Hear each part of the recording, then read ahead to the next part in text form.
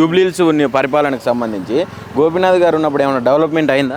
అప్పుడు వాళ్ళు ఇచ్చిన కొన్ని డెవలపింగ్ అయినాయి, ఇండ్లు కట్టిండ్రు పెట్టిండ్రు. ఇప్పుడు అవి కట్టిన ఇండ్లే వీళ్ళు ఇవ్వడానికి కాంగ్రెస్ అంతే.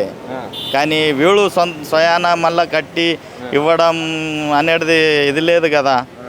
అంటే ఇప్పుడు ఇండ్లు ఇస్తున్నాము, స్థలాలు ఇవ్వడం లేదు. స్థలాలు లేని వాళ్ళు ఇండ్లు కట్టుకోమంటే ఎక్కడి నుంచి కట్టుకుంటారు? అలాంటి స్థలాలు ఇవ్వాలంటే వాళ్ళకి స్థలాలు ఇచ్చి వాళ్ళకి కట్టి ఇవ్వాలంటే ఇది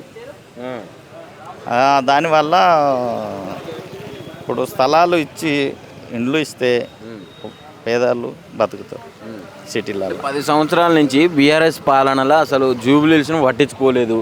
ఇప్పుడు వచ్చి మేమే చేస్తాం, ఈసారి ఖచ్చితంగా మనదే గెలుస్తుంది అని చెప్పి మాట్లాడుతున్నారు. కాంగ్రెస్ గెలుస్తుంది అంటే పొన్నం ప్రభాకర్ గారు అంటారు. ముఖ్యంగా అంటే ఇన్ఛార్జ్ తీసుకురుగా మంత్రులు చేస్తే మంచిదే కదా సార్. అది పేదలను చూసి చేయండి. నమ్మకం అనేది ఎవరికి లేదు సార్. ఎవరు చేయడం అంత ఇది లేదు, నమ్మకం ఎవరికి.